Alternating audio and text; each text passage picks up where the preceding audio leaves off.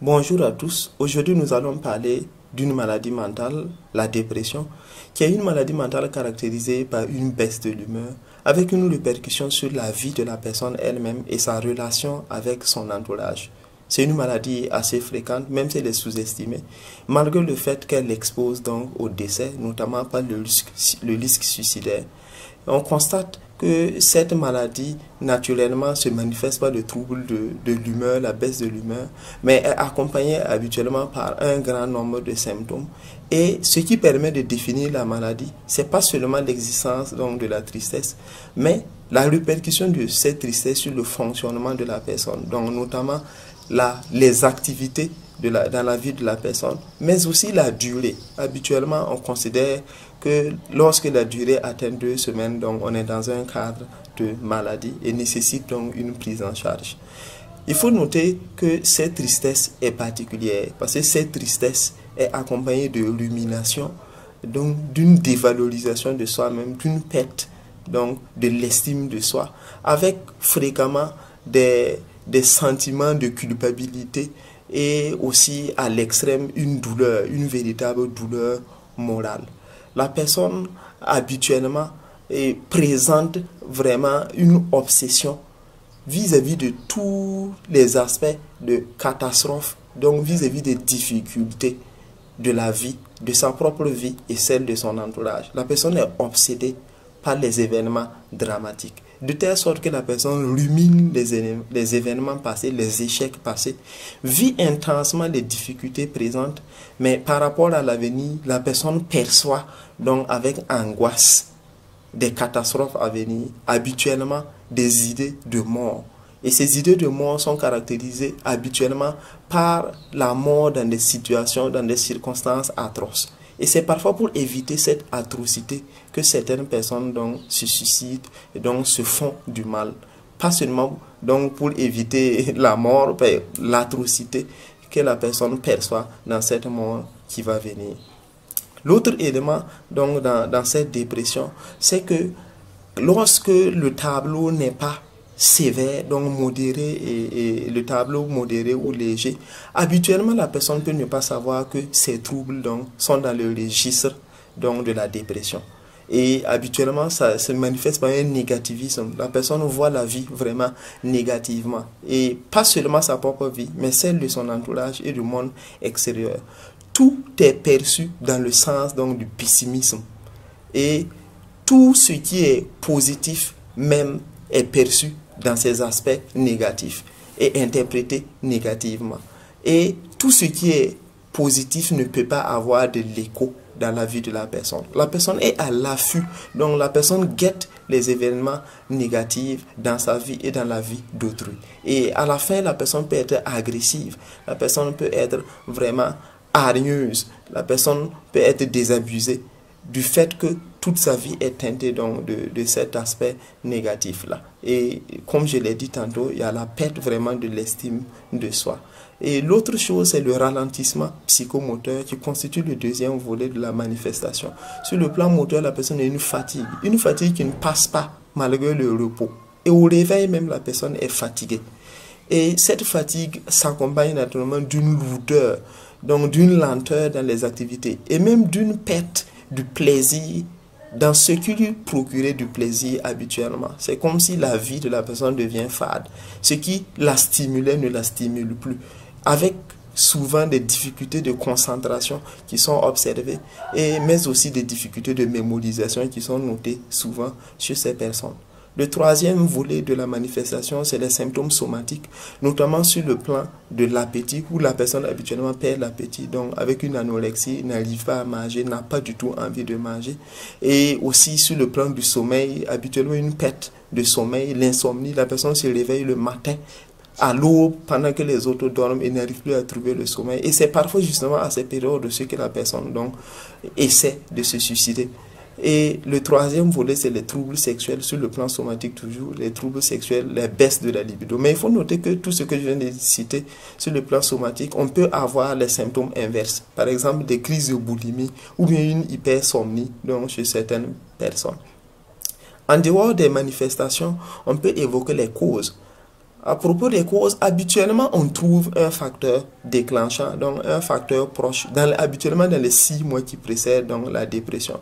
Et ces difficultés, habituellement, sont marquées par une perte importante pour la personne. Perte importante sur le plan physique, du fait d'une maladie ou d'une amputation ou d'un accident, et ainsi de suite, où la personne a perdu une partie de son corps ou de la fonction de son corps, ou sur le plan économique, la personne peut perdre quelque chose, sur le plan professionnel, perdre un poste, ainsi de suite, ça peut être le facteur, ou sur le plan social, perdre une personne qui lui est chère.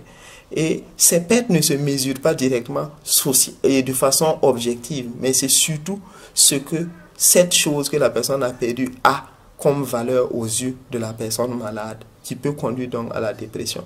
Et en dehors de ça, cet événement survient dans un contexte particulier, donc dans un contexte habituellement de précarité. Et cette précarité peut être en rapport même avec l'existence simplement de la personne. Quand je parle d'existence, il faut savoir qu'au cours de la vie, il y a des points chauds, des périodes au cours desquelles habituellement on est fragile sur le plan mental. C'est notamment les périodes de transition.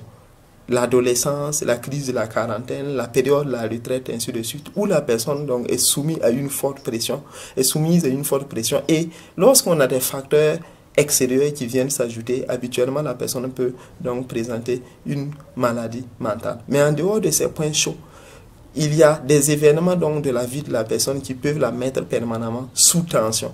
Il s'agit de fortes sollicitations sur le plan professionnel. Pour quelqu'un qui est épuisé professionnellement, qui est fortement sollicité professionnellement, même s'il n'y a pas véritablement un problème sur le plan professionnel, le fait que la personne est fortement sollicitée constitue une période de tension et qui peut faciliter donc la survenue des maladies mentales. Il y a les sollicitations, fortes sollicitations économiques, les fortes sollicitations émotionnelles, où la personne donc vit une succession d'événements qui lui demandent un investissement émotionnel important, et naturellement sur le plan social, les exigences sociales donc lorsqu'elles sont fortes met la personne donc en situation de vulnérabilité. Mais en dehors de ça, il y a aussi le mélange de plusieurs facteurs. J'ai parlé des événements ponctuels qui peuvent arriver, les pertes importantes, mais parfois les petites pertes, lorsqu'elles s'associent, peuvent aboutir donc à la maladie mentale. Quand on laisse donc la question des causes, donc des facteurs déclenchants, il est intéressant de parler donc de la prise en charge. Habituellement, cette prise en charge nécessite au moins le soutien social. Avec ce que j'ai décrit, on perçoit naturellement que la société occupe une place importante dans le traitement des maladies mentales de façon générale, mais la dépression en particulier. Et donc, soutien social indispensable pour la résolution du problème. Et en plus de cela, la psychothérapie, les échanges qui peuvent permettre à la personne parfois de remonter la pente, et naturellement l'utilisation des antidépresseurs, donc en psychiatrie notamment, pour faire quitter donc la personne de cette situation difficile, donc de cette dépression. La prévention naturellement est sur le plan social. L'équilibre qui doit exister entre le travail, le repos, la distraction et les relations sociales. Lorsqu'on laisse un de ces éléments, au moins il y a encore plusieurs autres facteurs, mais lorsqu'on laisse un de ces éléments, qu'on néglige un de ces éléments, on est à risque donc de faire des troubles mentaux et de faire une dépression, surtout lorsqu'on vit dans cette circonstance-là une perte ou certaines difficultés qui viennent donc s'ajouter à ce manque d'équilibre de la vie de la personne. Je finirai par les complications pour ça reste peut-être dans la mémoire de tout un chacun. Et la première complication, naturellement, je dirais tout simplement, c'est la récidive. Donc, ça arrive habituellement que la personne récidive. Dans 50% des cas, quand quelqu'un fait une dépression, la personne récidive habituellement, la dépression récidive habituellement dans les 2 ans qui suivent.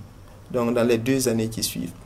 En dehors de cette récidive-là, il y a naturellement des risques suicidaires qui hantent donc tout praticien de la santé mentale. Ce qui fait qu'habituellement, on préfère pécher en excès. Lorsqu'on sent qu'il y a un risque suicidaire, même quand c'est minime, donc on hospitalise habituellement la personne pour mettre toutes les chances de notre côté pour empêcher la personne donc de se suicider. Parfois, ce risque suicidaire n'est pas verbalisé. La personne ne le dit pas habituellement. La personne peut camoufler vis-à-vis même de l'entourage. Et parfois, c'est quand la personne donne l'impression d'aller mieux.